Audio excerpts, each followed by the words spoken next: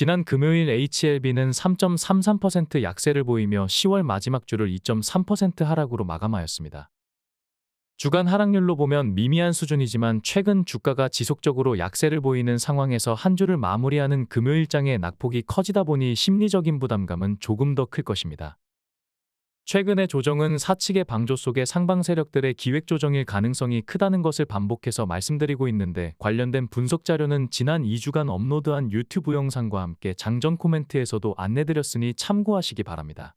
아직 못 보신 분들은 해당 자료를 먼저 확인하신 후에 본 방송을 시청하신다면 최근의 주가 흐름을 이해하는 데 많은 도움이 될 것입니다.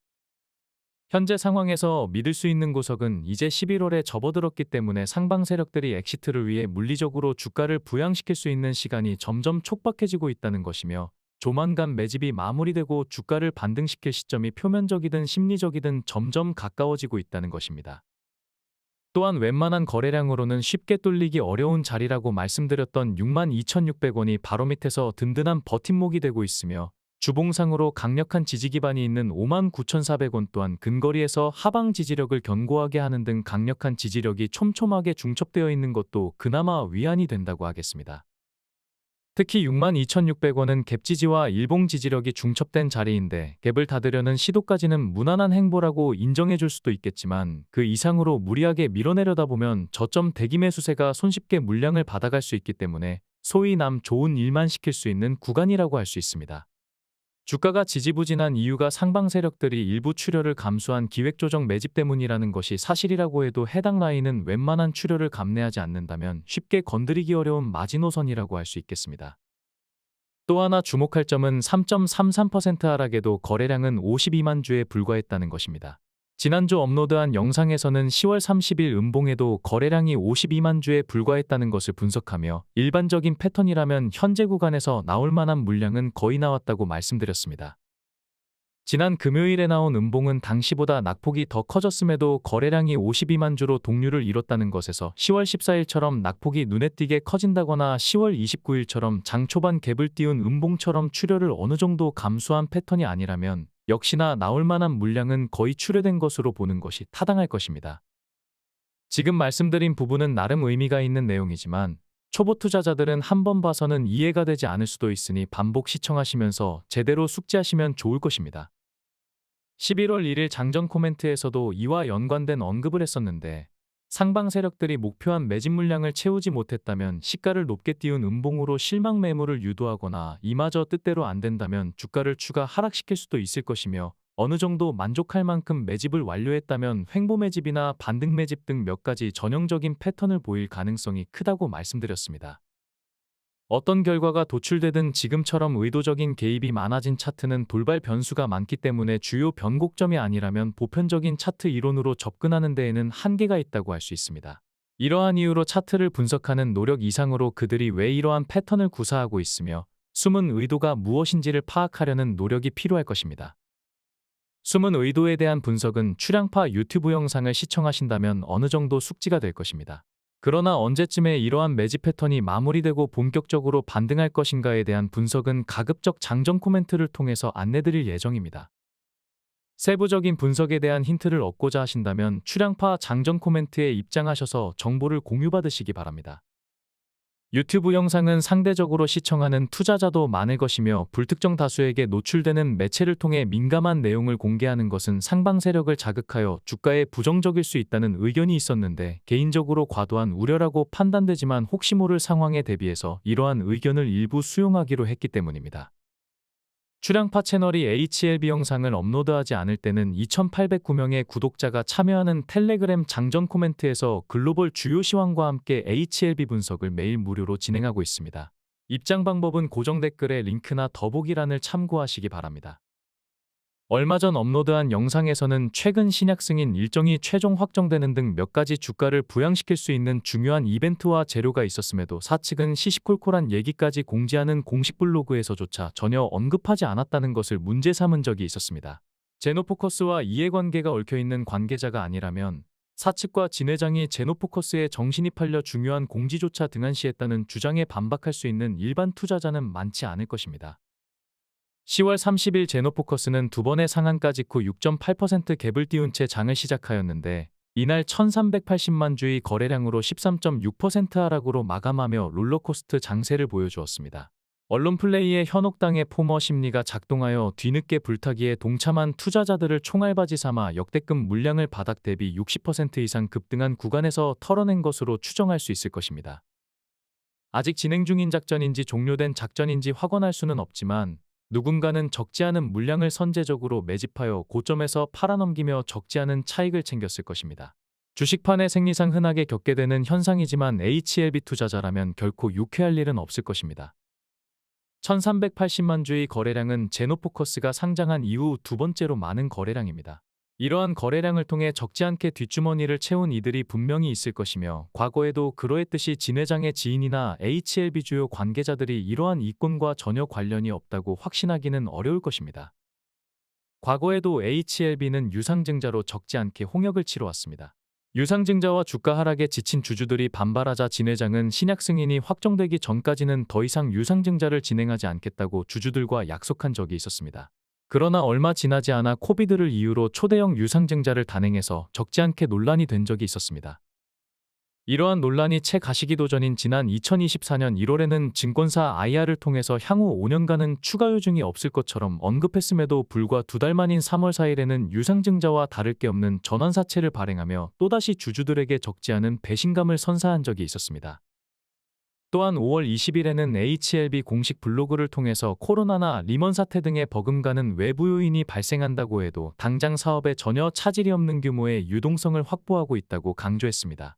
그러나 해당 공지가 올라온 지 불과 한 달 만에 별다른 언급도 없이 또다시 전환사채를 발행하여 거짓말 논란의 중심에 서서 주주들을 실망시킨 것이 한두 번이 아닙니다. 10월 28일 HLB는 공식 블로그를 통해서 HLB그룹이 왜 제노포커스를 인수했는지에 대해서 당위성을 구구절절 설명하였습니다. 제노포커스 인수에 대해 출향파의 개인 의견이 궁금하시다면 정말 가당치 않은 행태와 변명이라고밖에 평가할 수밖에 없을 것입니다.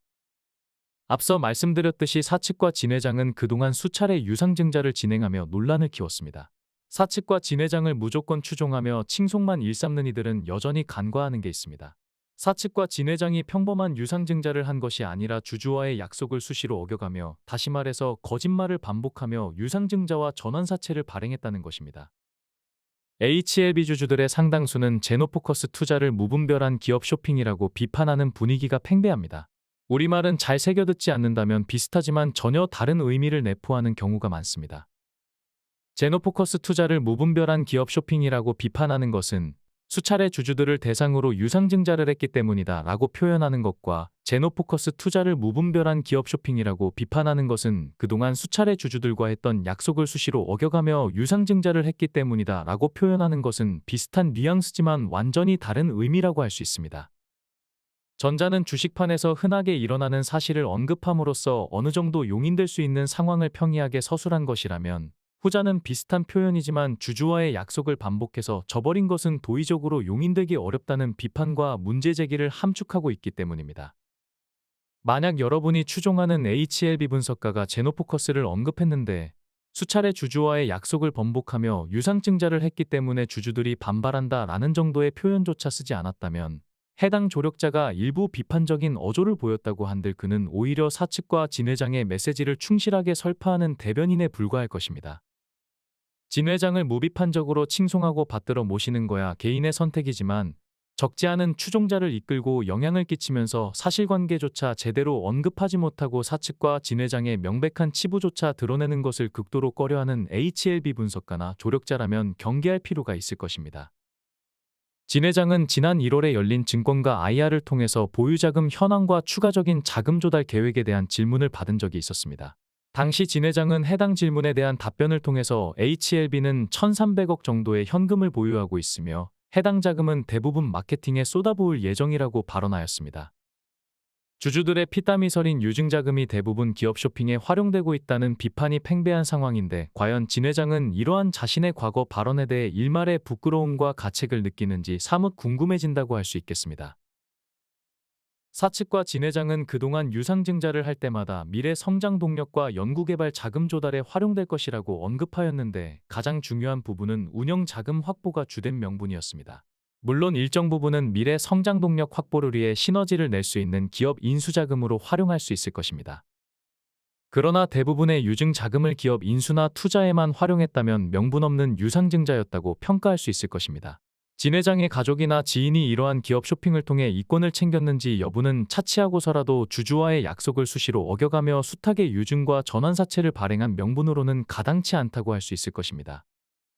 주주가치 희석을 감수하고 십시일반으로 만들어준 자금으로 단기적인 성과 없는 기업 쇼핑에만 열을 올린다면 그 어떤 유증 명분도 핑계에 불과할 것입니다. 예나 지금이나 사측의 대응은 개인 투자자들의 권익과는 거리가 멀다는 것이 상당히 아쉽다고 할 수 있습니다. 다만 임상성과나 FDA 신약 신청은 역경을 딛고 이룩한 값진 결과물이기 때문에 비판을 하더라도 공과를 구분해서 평가하는 아량은 필요할 것이며 현명한 투자를 위해서라도 사안에 따라 차등적이고 냉철한 변별력이 필요할 것입니다. 수급별 매매 동향 차트를 보시면 지난 금요일 개인이 매수세를 보이자 외국인은 어김없이 순매도로 대응한 모습입니다. 외국인은 개인을 타겟으로 상반된 매매를 이어가고 있는데 10월 14일 개인과 동반 순매수한 이후 12거래일 연속 개인이 매수할 때 매도하고 매도할 때는 매수로 대응하는 모습입니다. 개인들은 외국인 수급에 상당 부분 의지하는 경향이 있는데 주가가 지지부진한 가운데 이러한 패턴을 반복하게 되면 개인들이 자포자기로 손절하는 경우가 많기 때문에 전형적인 매물 유도 전략 중의 하나라고 할 수 있겠습니다. 중요한 것은 이러한 상황에서도 외국인은 지속적으로 순매수를 강화하고 있다는 것입니다. CRL 이후와 1년 장기 수급은 물론이고 최근 3개월을 제외한 모든 구간에서 적지 않은 차이로 순매수세를 강화하고 있는 모습입니다. 2020년 이후 외국인 보유 비중과 주가와의 상관관계를 비교해보면 여전히 주가가 하락하는 과정에서도 외국인 보유 비중이 지속적으로 증가하고 있다는 것을 알 수 있습니다. 지난 영상에서는 2020년 이후 대부분의 파동에서 몇 가지 비슷한 유형의 패턴이 반복되었다는 것을 설명드렸는데 대상승 직전에 주가를 하락시키면서도 매집을 하고 주가를 반등시키면서도 매집을 했던 흔적을 통해서 상방 세력들이 어떻게 심양 물량을 털어낸 후에 주가를 급등시켰는지 분석해드렸습니다. 못 보신 분들은 해당 영상을 참고하시면 언제쯤 반등이 나올 수 있는지에 대한 힌트를 얻을 수 있을 것이며 적지 않은 투자 아이디어로 활용하실 수 있을 것입니다. 연기금은 최근 매수 우위를 보이고 있지만 순매수 규모는 미미한 수준입니다. 2024년 전체 순매수 규모는 여전히 압도적인 매수 우위를 보이고 있다는 것은 그나마 고무적일 것입니다. 기관 수급을 주도해왔던 금융투자는 역시나 거시적으로 여전히 매수 우위를 유지하고 있지만 최근에는 매도 우위를 보이고 있으며 10월 29일에는 역대급 순매도를 보이기도 하였습니다. 금융투자는 단기 투자에 특화되었기 때문에 단기 대응에 참고하시기에 유용하다는 것을 자주 말씀드렸는데 최근 주가 흐름은 금융투자의 행보와 유사하다는 것을 알 수 있습니다. 지난 금요일 우리 증시는 미 증시와 중국 증시 약세의 영향으로 조정을 보였습니다. 우리 시장이 끝나고 열린 미 증시는 아마존이 호실적으로 급등하고 엔비디아가 반등하는 등 일제히 상승으로 마감하였습니다. 우리 증시는 여전히 글로벌 주요 지수 중에서 최하위 등락률을 보이고 있습니다. 역시나 연초 대비 25.45%나 하락한 삼성전자가 가장 큰 이유라고 할 수 있습니다. 지수가 약세를 보이며 박스권에 머물거나 횡보하고 있더라도 변곡점마다 대응한다면 충분히 수익을 볼 수 있습니다. 지금 보시는 차트는 출량파 추천 종목의 10월 추천 성과입니다. 2024년 10월에 익절로 마감한 종목의 합산 수익률은 726.7%이며 손실로 마감한 종목의 합산 손실률은 99.1%입니다. 10월 한 달 동안 코스피가 1.43% 하락하고 코스닥이 2.73% 하락했다는 것을 감안한다면 적지 않은 투자 성과라고 할 수 있습니다. 몇몇 종목을 추천해서 우연히 얻은 성과가 아니라 다양한 종목에 분산 투자하면서 이룬 추천 성과입니다. 10월에 국한된 것이 아니라 2024년 전체를 통틀어도 익절한 종목이 손실본 종목을 압도한다는 것을 알 수 있습니다. 2024년 코스피는 3.9% 하락하고 코스닥은 무려 15.8%나 하락했기 때문에 출량파 추천 종목의 수익률이 지수 대비 압도적으로 높다는 것을 알 수 있습니다.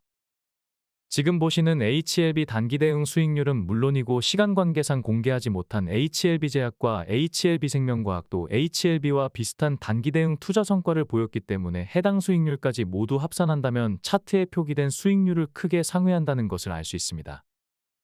지금은 여건상 참여하지 못하시더라도 HLB를 엑시트한 이후에도 안정적으로 수익을 올리고 싶다면 정직하고 투명하게 추천 종목과 추천 성과를 공개하는 출량파 멤버십은 나쁘지 않은 대안이 될 것입니다.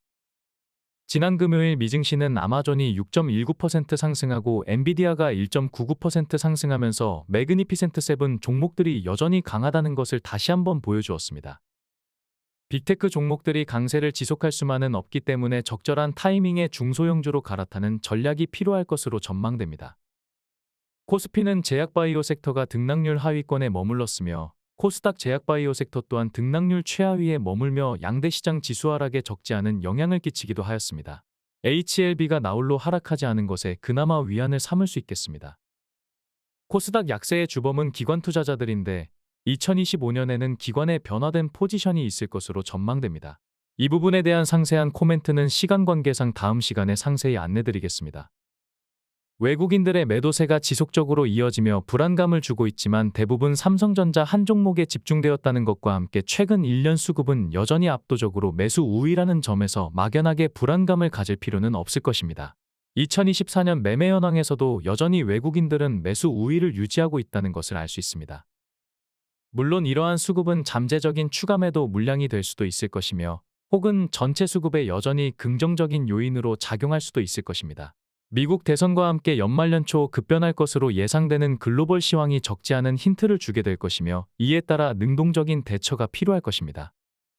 HLB가 본격적으로 반등하기 시작한 23년 10월 19일 이후 HLB그룹주의 동향을 비교해보면 여전히 테라퓨틱스가 최고 상승률을 기록하고 있는 가운데 나머지 그룹주들은 일제히 하향 곡선을 그리고 있습니다. 가장 뜨거울 때 가장 빨리 식으며 가장 찰 때 가장 빨리 뜨거워지는 주식시장의 속성이 조만간 HLB그룹주에 찾아올 것으로 전망됩니다. 양대 시장 시총 1,000억 원 이상 제약바이오주의 등락률 상위 순위를 살펴보면 비보존 제약이 자사의 마약성 진통제 연내 승인 기대감으로 여전히 강세를 이어가고 있습니다. 양대 시장 시총 1,000억 원 이상 제약바이오주의 등락률 하위 순위를 살펴보면 한미사이언스가 경영권 분쟁 이슈로 상승했던 부분을 대거 반납하였으며 퇴행성 관절염 치료제가 FDA로부터 첨단 재생의료 치료제로 지정되었다는 소식으로 연일 급상승했던 네이처셀이 차익 실현 물량 출회로 24% 넘는 급락이 나오기도 하였습니다. 바이오주의 급격한 변동성을 잘 보여주는 사례라고 할 수 있겠습니다. 10월 30일 기준 공매도 잔고는 265만 주로 눈에 띄는 감소세를 보였습니다. 주가가 급락했던 10월 11일 공매도의 대응이 전혀 없었다는 점에서 당시 급락은 상방 세력들의 인위적인 조정이었다는 것을 추정해드렸는데 최근 공매도 세력들은 상방 세력들이 벌려놓은 잔치에 숟가락을 얹으며 공매도 청산에 집중하는 분위기입니다.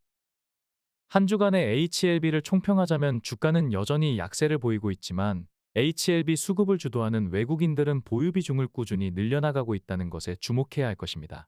HLB 보유 비중이 과도하지 않다면 조정 파동의 두려움을 느끼기보다는 적극적으로 대응할 기회라고 판단되며 62,600원은 다음 주에도 여전히 가장 주목할 구간이라고 할 수 있겠습니다.